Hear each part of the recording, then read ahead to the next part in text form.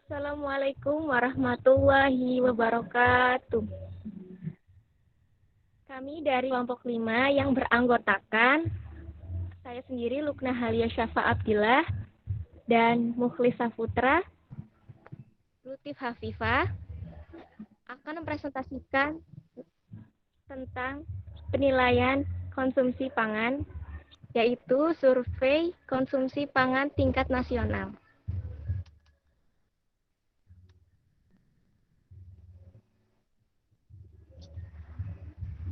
Penilaian konsumsi pangan yaitu salah satu metode yang digunakan dalam menentukan status gizi perorangan atau kelompok. Pengertian survei konsumsi pangan adalah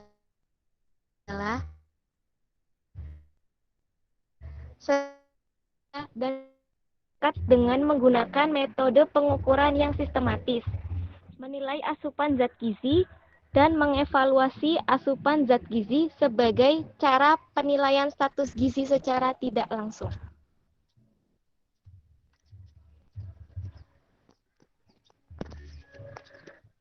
Tujuan pengadaan survei konsumsi pangan yaitu yang pertama, menyajikan data dan informasi perkembangan konsumsi energi, protein, dan skor pola pangan harapan PPH penduduk Indonesia. Yang kedua, menyajikan data dan informasi perkembangan konsumsi pangan penduduk Indonesia menurut jenis pangan utama. Yang ketiga, menyajikan data perkembangan konsumsi pangan per provinsi.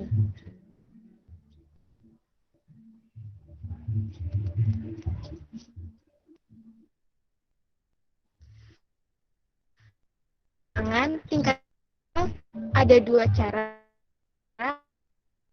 yaitu neraca bahan makanan.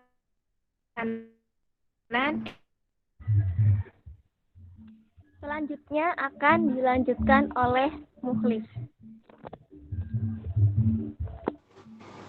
Oke, yang selanjutnya yaitu metode penilaian konsumsi pangan tingkat nasional. Yang pertama ada neraca bahan makanan atau food balance sheet, yaitu sebuah metode yang digunakan untuk menggambarkan situasi dan kondisi persediaan bahan pangan atau makanan di suatu daerah atau negara tertentu yang tersedia untuk masyarakatnya atau supply, serta penggunaan atau pemanfaatan pangan tersebut atau utilization dalam kurun waktu tertentu. Ini menurut Kusumajaya 2015.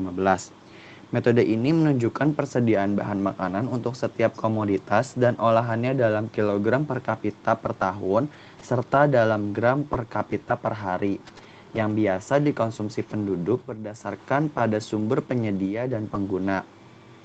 Sedangkan untuk menentukan nilai gizi bahan pangan yang ada tersebut, maka angka ketersediaan akan dikonversi ke dalam satuan energi, protein, lemak, dan karbohidrat menggunakan tabel AKG.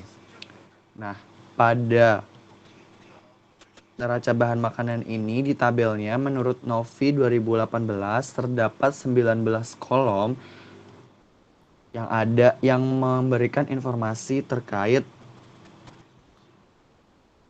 konsumsi pangan di suatu negara atau wilayah. Yang pertama ada jenis bahan makanan atau komoditi. Yang kedua, kolom masukan. Yang ketiga ada keluaran. Yang keempat ada kolom perubahan stok atau change in stock. Yang kelima ada kolom impor.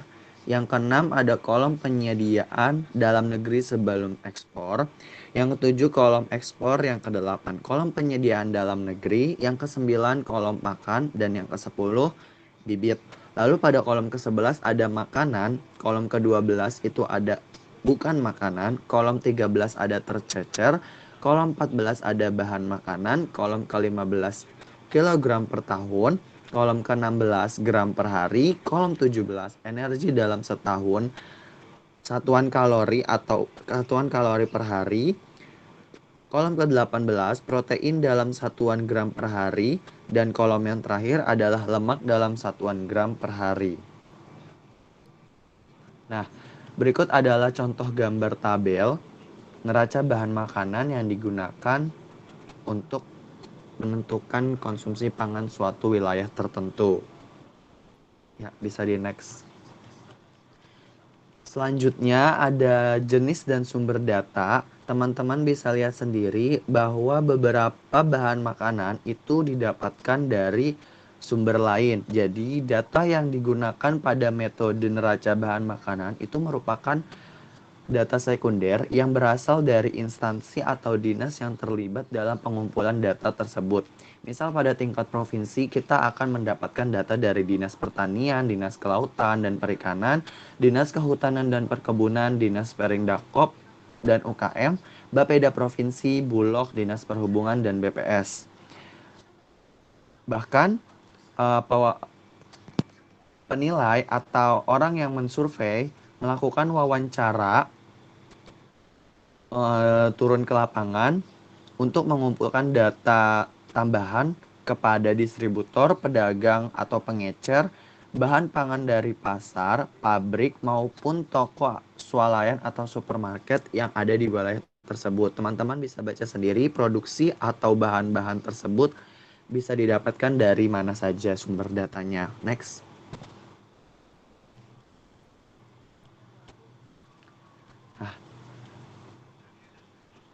Setelah mendapatkan data-data tersebut, terdapat 4 langkah perhitungan neraca bahan makanan. Ini diambil dari Suparyasa 2016. Yang pertama, menghitung kapasitas produksi pangan selama setahun. Kapasitas produksi berasal dari persediaan atau cadangan produksi dan impor bahan pangan dari negara atau wilayah lain. Lalu yang kedua, dikurangi dengan pengeluaran untuk bibit, ekspor, kerusakan pasca panen, dan transportasi, diberikan untuk makanan ternak dan untuk cadangan. Yang ketiga, menjumlahkan pangan tersebut yang dibagi dengan total jumlah penduduk suatu wilayah tersebut. Dan yang terakhir, didapatkan ketersediaan pangan per kapita per tahun secara nasional. Next. Nah, manfaat neraca bahan makanan itu untuk apa? Yang pertama, menentukan kebijakan atau regulasi di bidang pertanian seperti produksi bahan pangan dan distribusi. Lalu yang kedua, memperkirakan pola konsumsi dan perubahannya di masyarakat. Yang ketiga, mengetahui jumlah pangan yang tersedia beserta penggunaannya per kapita untuk konsumsi masyarakat. Yang keempat, sebagai bahan acuan dalam perencanaan produksi atau pengadaan pangan. Yang kelima, sebagai bahan evaluasi pengadaan dan penggunaan pangan. Sebelum selanjutnya, bentar Lutfi. Jadi, neraca bahan makanan ini tidak dapat menentukan distribusi pangan yang tersedia di wilayah setempat teman-teman, atau rumah tangga yang terdaftar. NBM ini juga tidak dapat memberitahu pola konsumsi pangan masyarakat yang berdasarkan status ekonomi, keadaan ekologi, pendidikan, pengetahuan, dan sebagainya. Jadi neraca bahan makanan ini tidak akurat jika digunakan untuk menentukan status gizi masyarakat suatu negara atau wilayah tertentu. Saran untuk menentukan status gizi menggunakan penilaian konsumsi pangan pada tingkatan rumah tangga atau individual. Sedangkan untuk penilaian ini hanya dikhususkan untuk melihat ketersediaan pangannya saja. Selanjutnya, metode berikutnya akan dibawakan oleh Lutfi Hafifah.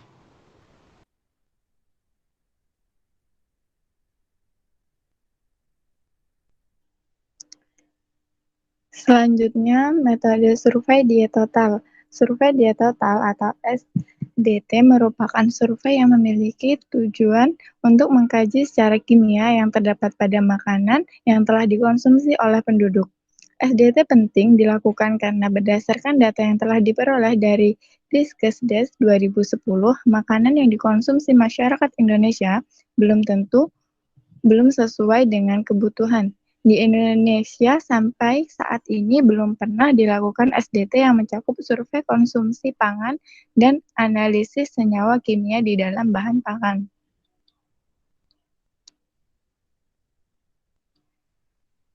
Selanjutnya, bagaimana cara pengumpulan data dengan metode SDT? Data yang didapatkan dengan cara wawancara dan penimbangan berat badan.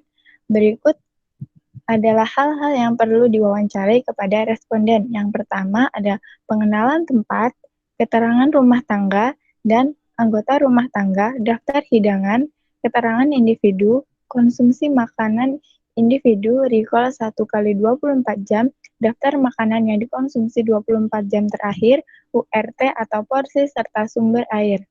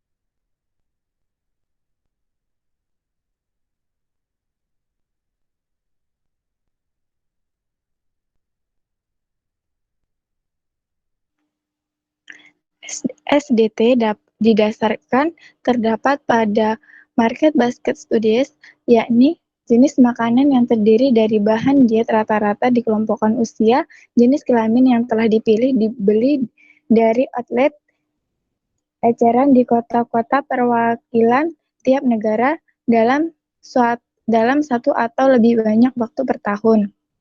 Selanjutnya ada individual food item. Daftar produk makanan yang paling umum dikonsumsi dikombinasi dari survei konsumsi pangan nasional dengan menggunakan pendekatan ini.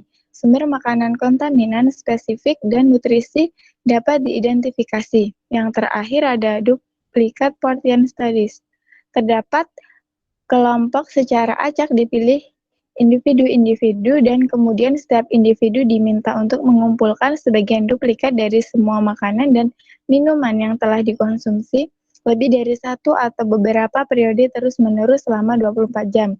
Untuk membuat catatan tertulis dari asupan makanan sehari-hari, metode ini digunakan untuk mengetahui asupan gizi makro dan mikro serta logam berat, pestisida, kontaminan yang dapat dihitung.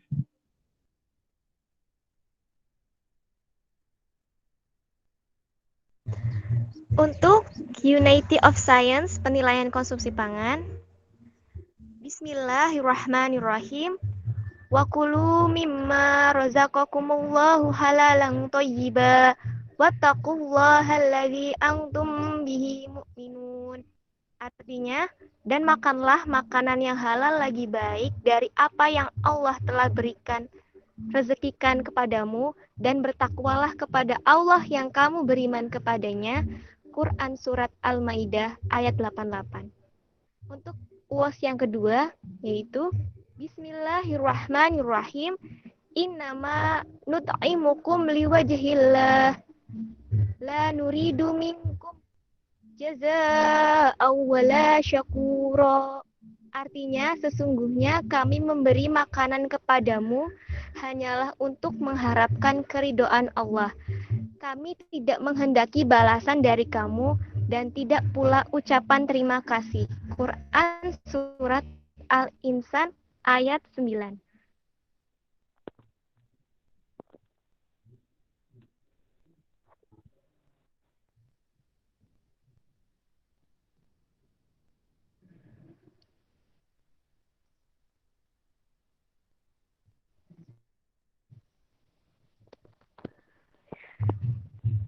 Sekian presentasi dari kelompok kami. Kami mohon maaf jika terdapat kesalahan dalam perkataan.